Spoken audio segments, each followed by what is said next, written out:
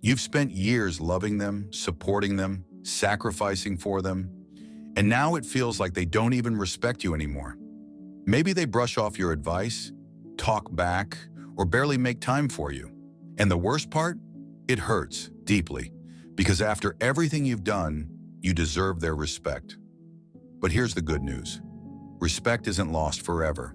It can be rebuilt, if you know how. Hi there, I'm your name, and if you've ever felt unappreciated or dismissed by your grown children, this video is for you. Today we're talking about 7 powerful ways to rebuild trust and regain respect, without arguments, guilt, or frustration. These aren't quick fixes, they're lasting changes that can heal your relationship. So let's get started. 1. Pause before reacting. The power of silence.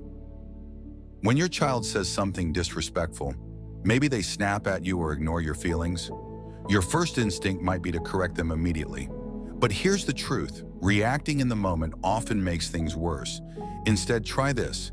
Take a deep breath and pause. Silence is powerful. It gives you time to gather your thoughts, and it sends a message. You won't engage in unnecessary conflict. Think about it. When we react emotionally, we often say things we regret, but when we pause, we show maturity, and that alone commands respect. Next time your child says something hurtful, try saying, "Let me think about that," instead of firing back. You'll be amazed at how this small shift changes the dynamic. 2. Set boundaries with love. Respect isn't just about how they treat you, it's also about what you allow. If your child constantly cancels plans, speaks to you harshly, or ignores your needs, it's time to set gentle but firm boundaries. And here's the key. Boundaries aren't about punishment, they're about self-respect. For example, if your daughter always calls you only when she needs something, you might say, "I love talking to you, but I'd appreciate it if we could also chat just to catch up, not only when there's a problem." Simple, right? You're not attacking her. You're simply stating what you need. And when you do this calmly without anger, they start to see you differently, as someone who values themselves. Now, these first 2 steps are just the beginning.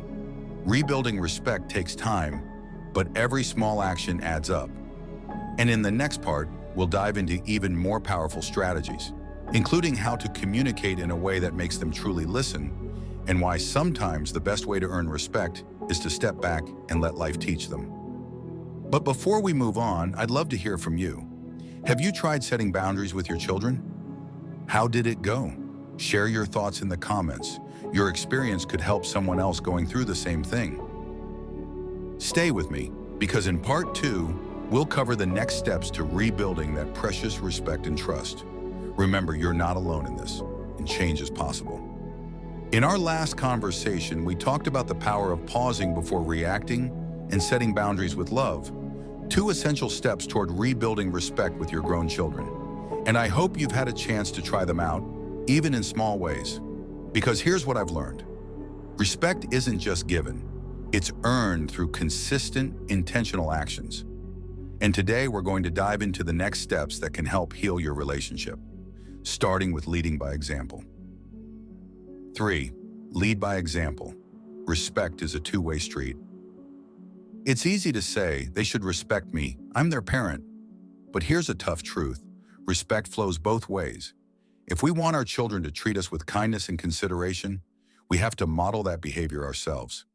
Now, that doesn't mean you've done anything wrong, but sometimes, without realizing it, we fall into old patterns, nagging, criticizing, or even guilt-tripping when we feel ignored. Try this instead. Speak to them the way you'd like to be spoken to. If you want patience from them, show patience. If you want kindness, lead with kindness, even when it's hard. I remember a woman named Margaret who told me her son rarely called, and when he did, she'd immediately scold him. Then one day she tried something different. She said, "I've missed hearing your voice. How have you been?" And you know what? That simple shift changed everything. He started calling more often, because she made it a conversation, not a confrontation. 4. Rebuild trust through actions, not just words. Sometimes the reason respect has faded isn't about parenting mistakes. It's about unresolved hurts. Maybe there were misunderstandings over the years, or promises that weren't kept. And while you can't change the past, you can start rebuilding trust today, not with grand gestures, but with small, consistent actions. For example, if your child feels like you don't listen, prove them wrong. Next time they talk, put your phone down, make eye contact, and really hear them. If they've asked you to stop giving unsolicited advice, bite your tongue and just say, "I trust you to figure this out." These actions speak louder than any lecture ever could. And here's something important. Trust takes time. Don't expect overnight change. But every time you follow through, whether it's respecting their boundaries or keeping a promise, you're laying a new foundation for respect. Now, these steps aren't always easy. They require patience and humility. But if you've ever planted a garden, you know this. The best fruits grow from consistent care, not force. And in our final part, we'll talk about the last 3 strategies, including how to handle those moments when old tensions flare up, and the surprising power of letting go to regain respect. But before we move on, I'd love to hear from you. Have you tried changing how you communicate with your child? What worked or what didn't? Your stories inspire others, so share them in the comments below. Stay tuned for part 3, where we'll wrap this up with practical ways to strengthen your relationship and finally feel the respect you deserve. Part 3. Over these last 2 conversations, we've planted some important seeds, learning to pause before reacting, setting boundaries with love, leading by example, and rebuilding trust through small, consistent actions. And if you've been trying these steps, you might already be noticing subtle shifts, maybe a little more patience in their voice, or a willingness to listen that wasn't there before. But here's what I want you to remember today. The deepest respect often comes when we're brave enough to do the hardest work on ourselves. 5. Know when to step back, the gift of space. This one's tough, especially for us as parents, because our instinct is to stay close, to keep trying. But sometimes the most respectful thing we can do is give our children room to miss us. I'm not talking about silent treatments or playing games. This isn't about manipulation. It's about recognizing that constant chasing rarely earns respect. It often does the opposite. Take my friend Robert. He used to call his daughter every Sunday without fail, even when she'd rush him off the phone.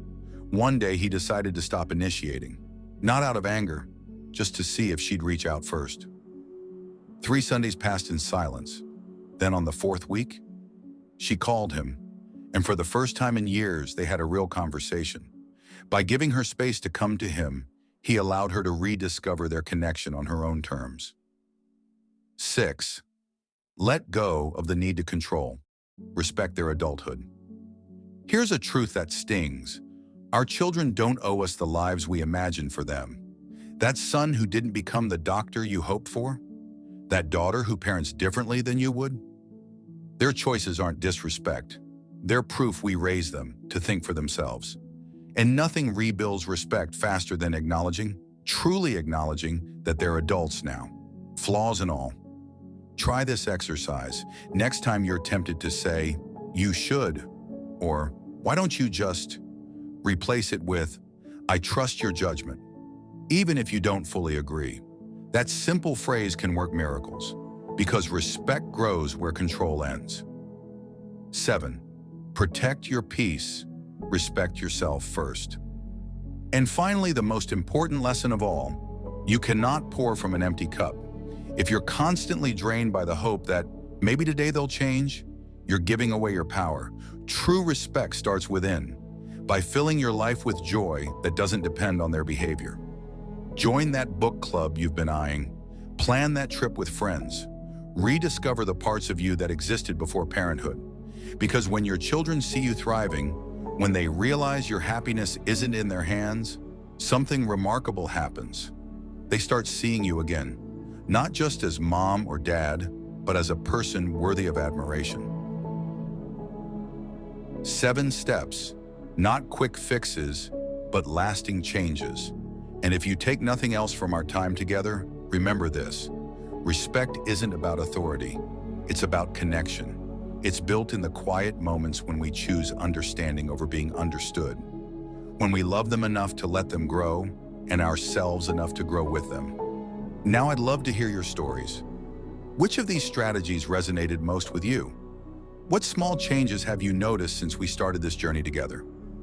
Share in the comments, because your wisdom might be exactly what another parent needs to hear today. If this conversation helped you, pass it along to someone who might need it too. And if you haven't already, hit that subscribe button.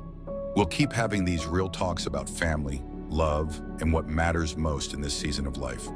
Until next time, remember, you are worthy of respect, you are worthy of love, and no matter where this journey takes you, you're not walking it alone.